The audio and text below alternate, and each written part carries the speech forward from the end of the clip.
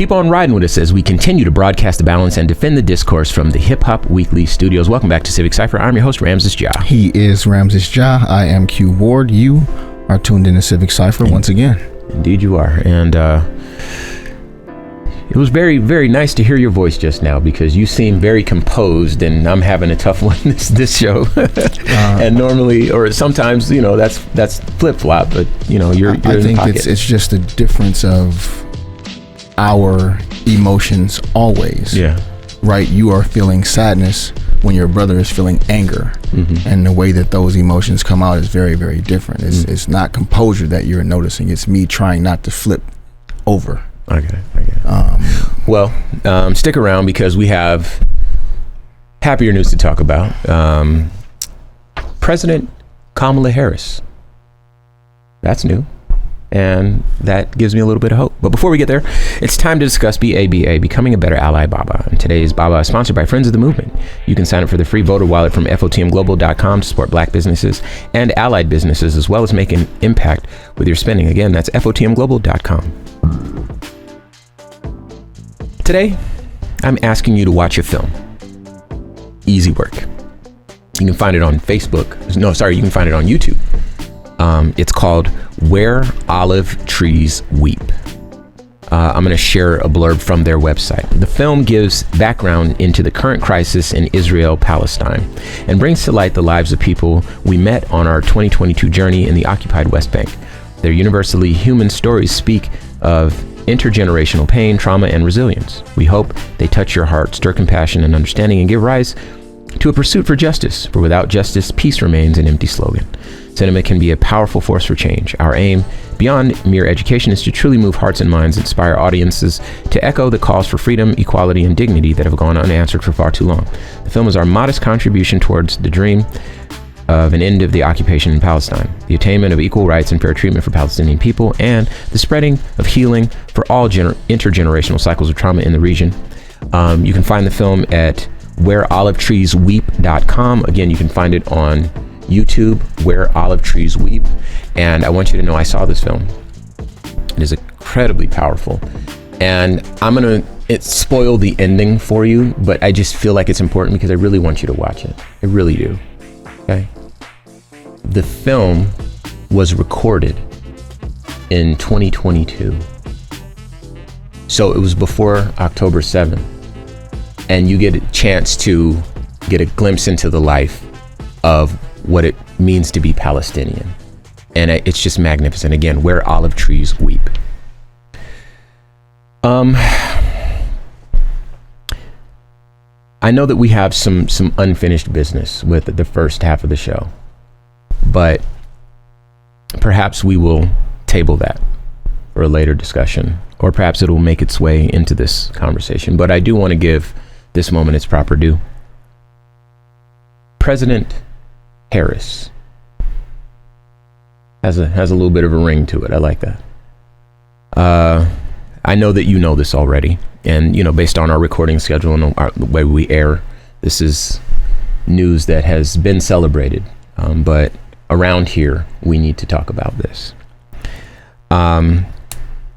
First, I'm going to start with Joe Biden's decision to step down, and then Q's going to jump in with Kamala Harris's announcement that she sent as an email blast to folks. So we'll do this and then we'll lean into it.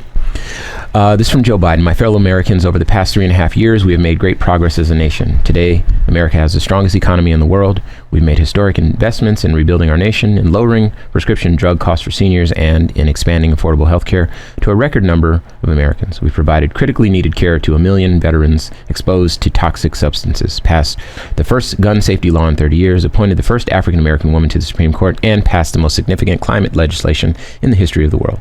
America has never been better positioned to lead than we are today. I know none of this could have been done without you, the American people. Together, we overcame a once-in-a-century pandemic and the worst economic crisis since the Great Depression. We've protected and preserved our democracy, and we've revitalized and strengthened our alliances around the world. It has been the greatest honor of my life to serve as your president, and while it has been my intention to seek re-election, I believe it is in the best interest of my party and the country for me to stand down and focus solely on fulfilling my duties as president for the remainder of my term. For my part, my very first decision as the party nominee in 2020 was to pick Kamala Harris as my vice president, and it's been the best decision I've made. Today, I want to offer my full support and endorsement for Kamala to be the nominee of our party this year. Democrats, it's time to come together and beat Trump.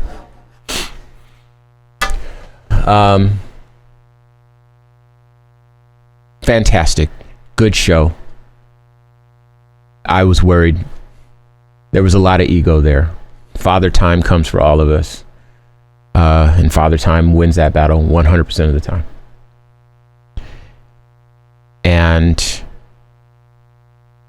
you know, for those of us that we were in the media during 2020, that election. We had a whole show dedicated to, you know, Joe Biden after he won that election and before he won. We had a couple shows. And leading up to. Yeah, absolutely. So we had a different lens and a different perspective. We had to cover it. So we had to go deep in a lot of different areas.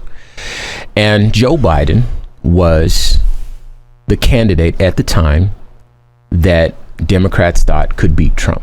We around here, we were fans of Bernie Sanders' messaging.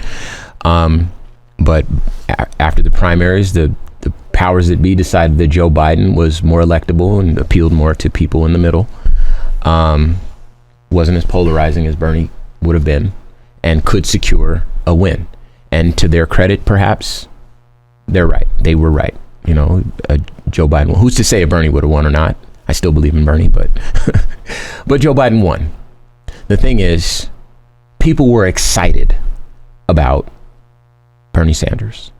Before Bernie Sanders, people were excited about Hillary Clinton and Bernie Sanders. And before then, people were excited about Barack Obama. Nobody was excited about Joe Biden.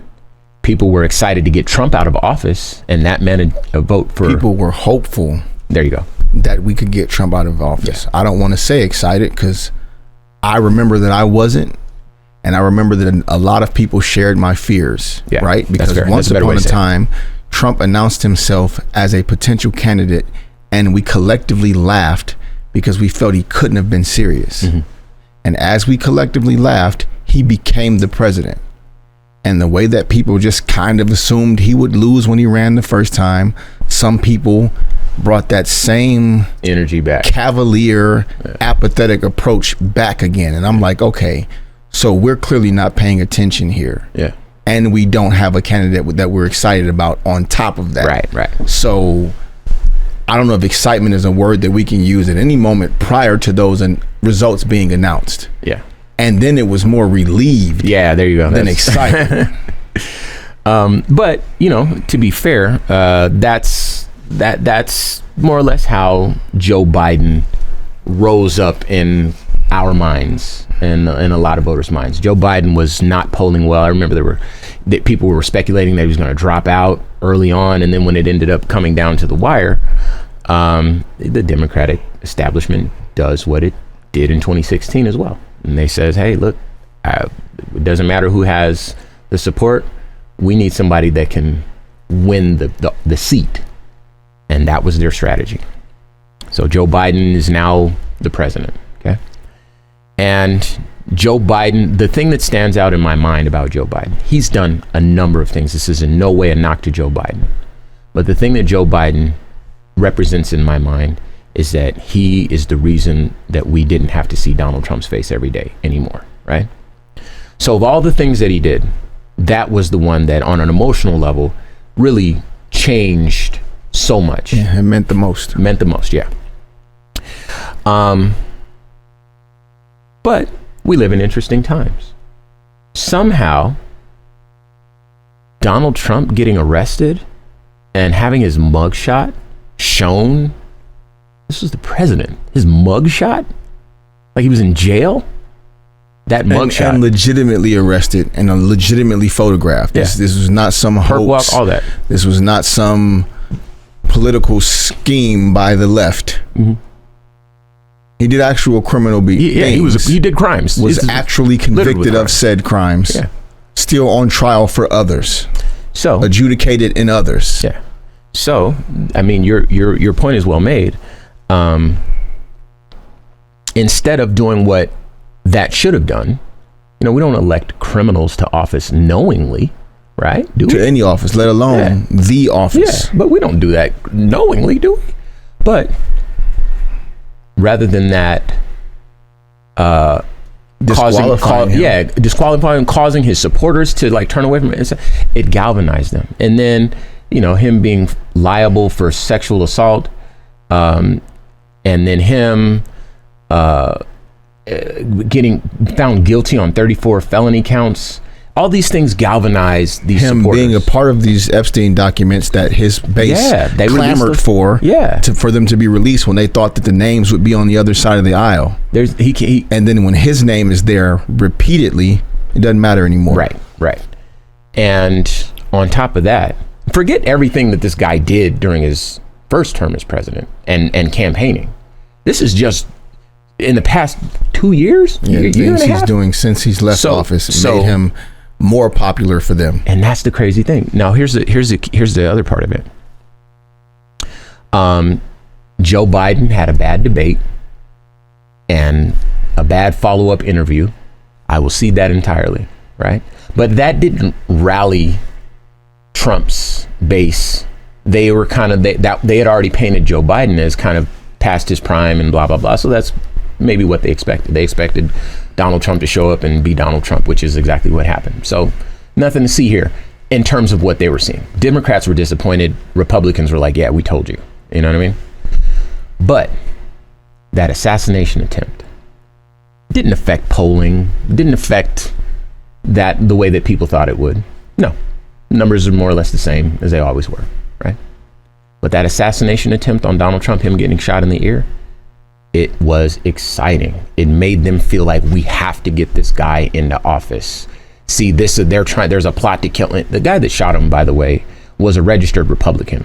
Okay. A registered Republican that votes Republican. That's important to say because I saw the conspiracy theories that this guy donated once. Democrats had him register Republican so that they can. He was 20 years old. This is a registered Republican, voted Republican. Tried to assassinate a man with a weapon that Democrats tried to make illegal, that Republicans stood in the way of, and they are somehow still framing it as the fault of the Republicans pose with pictures with those guns. Like, it's cool. Like, I don't know why you want this murder. No, but beyond their glamorizing it, Democratic legislators and lawmakers tried to make that an illegal gun. Yeah, that's fair. And Republican legislators and lawmakers stood in the way from making that happen. So to then try to blame Democrats for what happened, you would think it was crazy. Yeah. Except it's the world we live in. Here we are. Strange times. But the fact of the matter is that to them, Donald Trump seems somehow more exciting because he's a criminal. Hero to them. There you go. He's heroic to them somehow. It's a cult, man. It's a cult. They showed up with the Band-Aids on their ears like they got shot in solidarity. Like, this is weirdo behavior, right? So, because we need on the left side of the country a candidate that feels exciting. This is kind of the narrative, I'm sure, in closed door conversations for Democrats, because we need balance. It's a political system. There's two parties, and you need, if one has this, the other needs that, and that sort of thing, right? So we have one on the one side, we need one on the other side. An exciting candidate, a candidate that gets people fired up, a candidate that breathes new blood into the voter base, new oxygen into the voter base. And we have a black woman to the rescue. And if that's not the most poetic thing, I don't know what is. So Q, what does Kamala Harris have to say after Joe Biden says he's not seeking re-election? I am running to be president of the United States. It has been the honor of a lifetime to serve alongside our commander-in-chief, my friend, President Joe Biden, one of the finest public servants we will ever know. And I am honored to have his support and endorsement. I am eager to run on the record of what Joe and I have accomplished together. We built our country back after our predecessor left it in shambles, making historic progress in reducing prescription drug cost, upgrading our nation's infrastructure, fighting climate change, and more. We are stronger today because we took action together. to invest in America's future. I am excited to continue to work toward our vision for a better future for all. I am honored to have the president's endorsement, and my intention is to earn and win this nomination. In the coming days, as I hit the campaign trail to meet with Americans and lay out the choice in front of voters in the fall, I cannot imagine two more starkly different visions of where we want our country to go. We can choose the dark path of Project 2025 with less freedom and more division, or we can choose to pull together and do the work for the people. Sounds like a president to me.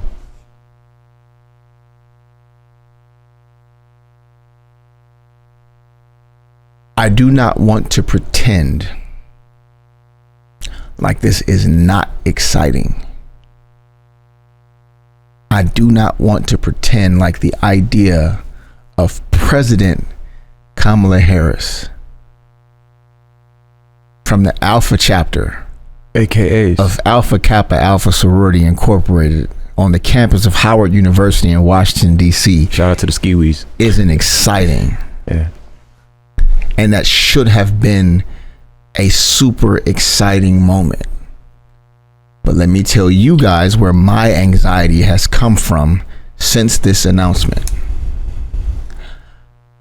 Our lack of ability to unify.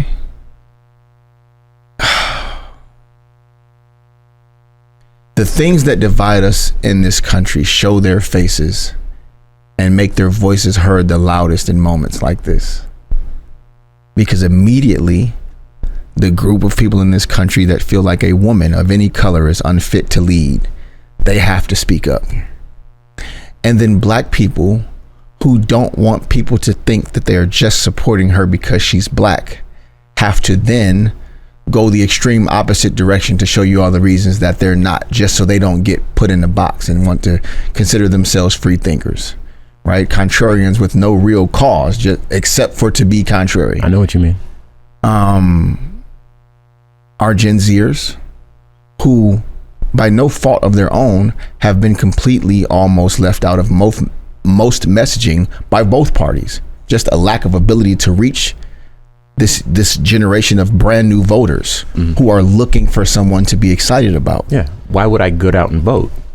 You know, and a different sector of that contrarian base that is not out to just show that we're not just supporting her because we're black, but the Democratic Party has done nothing to earn our votes, so we're going to support Donald Trump.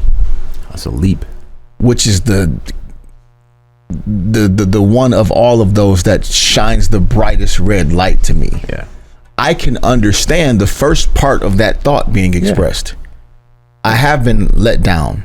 I have lived through unfulfilled promises. I have donated money and time and my voice and my endorsement and my support to this party as long as I've been old enough to vote, and they've done nothing specifically for me. Can I give you a scenario? Please. Okay. I'm in Texas. I'm on my way to New York. Okay. And I'm going to take a train. Okay. The red train is going to Los Angeles and the blue train is broken. Which train am I going to get on if I need to go to New York? Am I going to Los Angeles? No, I don't need to get on the red train. It's a one way to Los Angeles, by the way. One way, yeah. You know what I'm trying to say. Painting a new scenario. I'm not going backwards. It's important to state the choice that Rams has just laid out is intentionally binary. It is intentionally zero sum. One of the trains is set, taking me further away from the goal. It's set for New York, but broken. Yeah. The other one's going to Los Angeles. That's where it's going, period. Yeah. You have to get to New York. Yeah. We got to fix the blue train and go to New York. Yeah, this is not even it's not a hard problem, but the reason I know it's happening, Rams, because I've had these conversations with people that I know and care about. Yeah. They will find a way to have a conversation about that Los Angeles train that's somehow better. I'm going to New York, fam. That one's not going to New York. It's going the opposite direction. Important to say, we have people that fix trains. Yeah. People that know how to fix trains are present. It's not, This train isn't doomed to be forever broken. We have the mechanics and the tools It's been broken and for a the while, resources necessary to fix it. Yeah, it's been broken for a while. We can all collectively pour into that and fix it. Yeah. Instead, getting on the Los Angeles train is not the solution.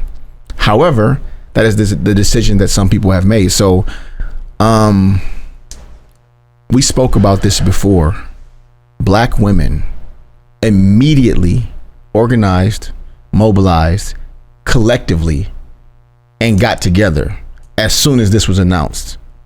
By this time yesterday, they were already 30,000 black women on a call together, raising money, organizing, showing their support. Oh, I remember. That wasn't yesterday. That was a few days ago, but I know what you're talking about. What's today? Yeah. So whenever you guys are hearing this, shortly after this announcement was made, black women organized in support. Arian Simone of the Fearless Fund posted "One band, one sound," the famous quote from Dr. Lee in the movie Drumline. However, every black woman that saw that knew exactly what she meant, and they got on the same page together. So very, very important, because everyone has a chance to do the right thing here. Yeah. And I know sometimes we're tired of being shouldered with the responsibility of doing the right thing, even when it doesn't feel good, even if we're not getting everything we want from it. However, we know the responsible right thing to do. And I hope that we're about to do that. I'd also like to direct you to some conversations that Q and I have had at the Black Information Network. And you can just look up Black Information Network Daily Podcast because we do go into more detail about this Kamala Harris presidency. But for now, we have to leave Civic Cipher right here. So as always, I'd like to thank you very much for tuning in. I have been your host, Ramses Ja. He is now and forever your host, Ramses Ja. Because without him, there is no Civic Cipher. I have to say that to him sometimes because he be tripping. It's both of us, man. I can't do without you. And if it's not both of us, it's a different show. There you go. I got to say that out loud. That's fair. But we do appreciate you listening, and we would love for you to tap in with us. You can do so following us on all social media. We're at Civic Cipher. That's CIVICCIPHER. YouTube is the one where we're seeing some growth, a lot of growth, and we would really like your support there as well. Don't forget, you can hit the website and download this show in its entirety if you missed any part of it. You can also submit any questions or any topics you want us to cover. You can make a donation. The show grows with your support, and it has been growing. We appreciate that. And you can download this and any previous episodes as well. So keep on riding with us, and we'll keep doing right by you. And until next week, y'all. Peace.